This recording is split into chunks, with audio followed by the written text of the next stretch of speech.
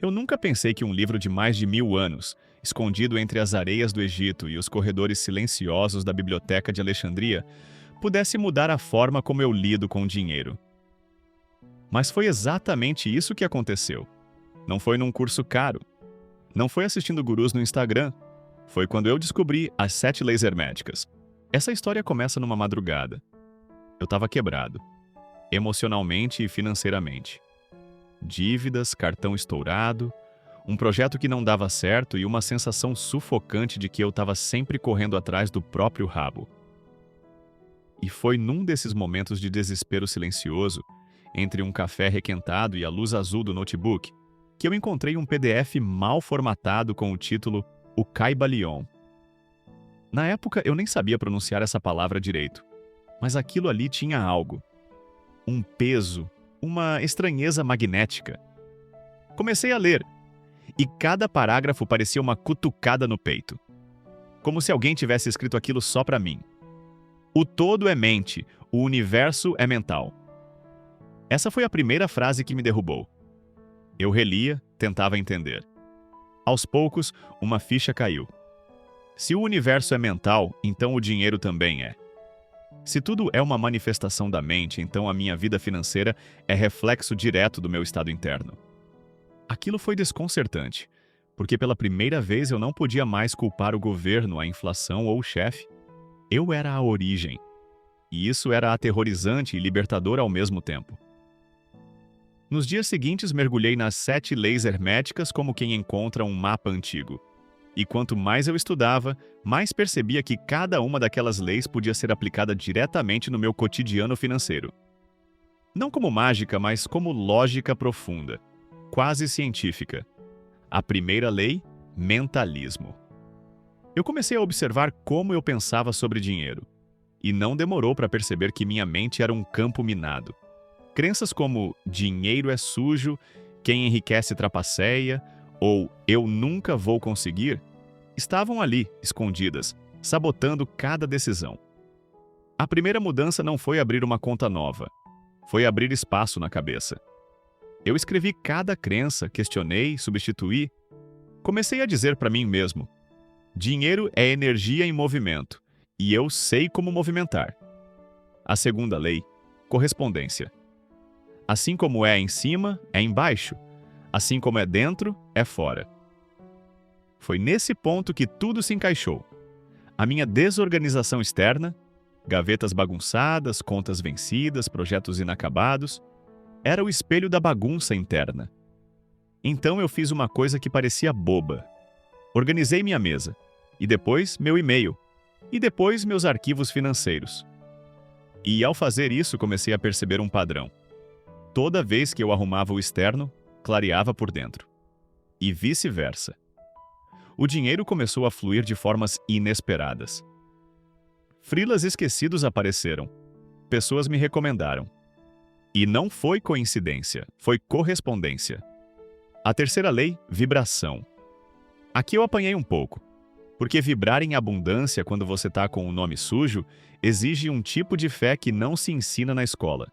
Mas eu entendi que tudo vibra. O medo vibra, a escassez vibra e a gratidão também. Então eu comecei a treinar. Todo dia de manhã, antes de olhar para o celular, eu agradecia. Por absolutamente tudo. Pela água do chuveiro, pelo café, pela chance de tentar mais uma vez. Essa prática mudou minha frequência. As pessoas ao meu redor notaram. Você está mais leve, diziam. E de leveza em leveza eu fui atraindo novas oportunidades.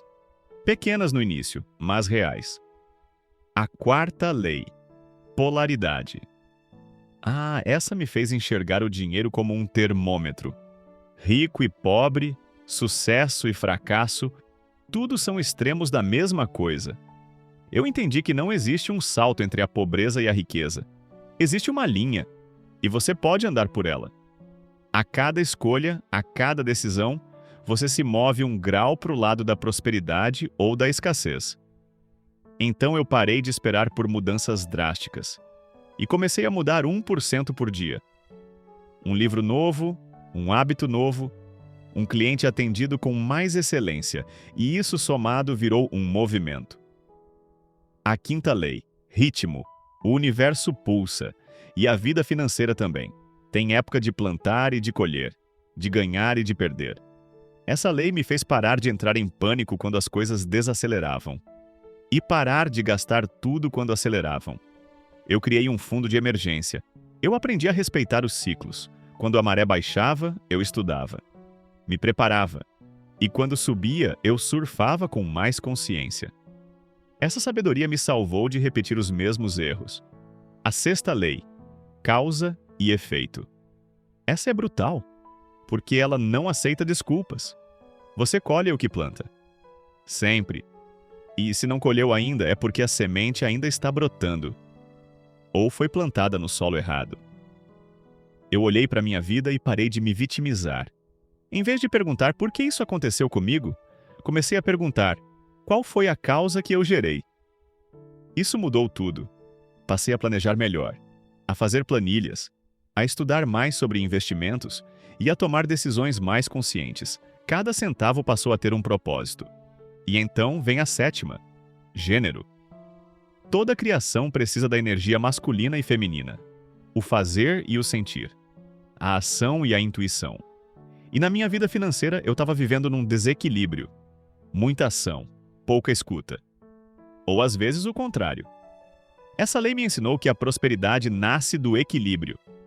Eu comecei a ouvir mais minha intuição antes de fechar negócios, a ponderar antes de agir, e a agir quando já sabia o que era certo, sem paralisar. Um exemplo real: recusei um projeto que pagava bem, mas que me deixava inquieto. 2 semanas depois, um cliente muito maior apareceu. Foi minha intuição me guiando, e pela primeira vez eu confiei. Essas 7 leis não são dogmas, são ferramentas. E quando usadas juntas com disciplina e fé, criam uma alquimia poderosa. Elas não me tornaram milionário da noite para o dia, mas me tornaram consciente, me deram direção e me mostraram que riqueza é consequência, nunca ponto de partida. Hoje, olhando para trás, vejo que aquele PDF mal diagramado me mostrou mais do que fórmulas. Me mostrou princípios. E princípio, por definição, é o começo de tudo, inclusive de uma nova história financeira.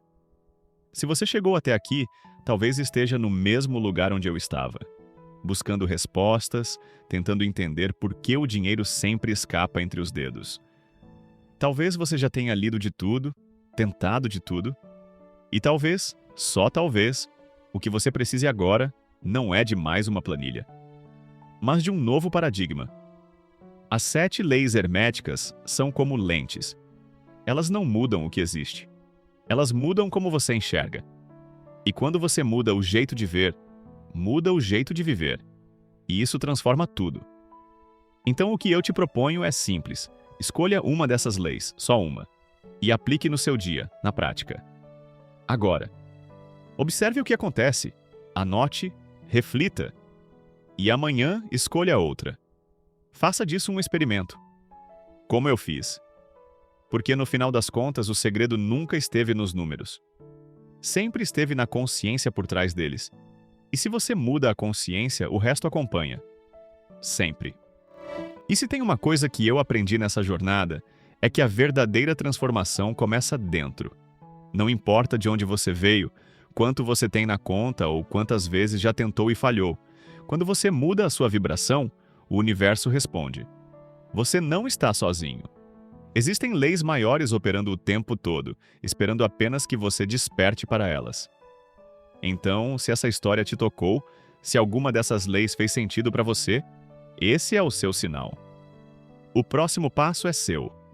Aprofunde-se, estude, questione, transforme.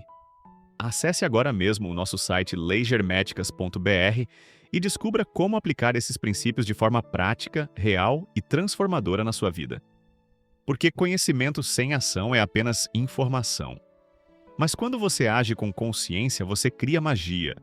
E a sua vida financeira, assim como toda a sua realidade, pode ser o próximo milagre em movimento. Te vejo lá.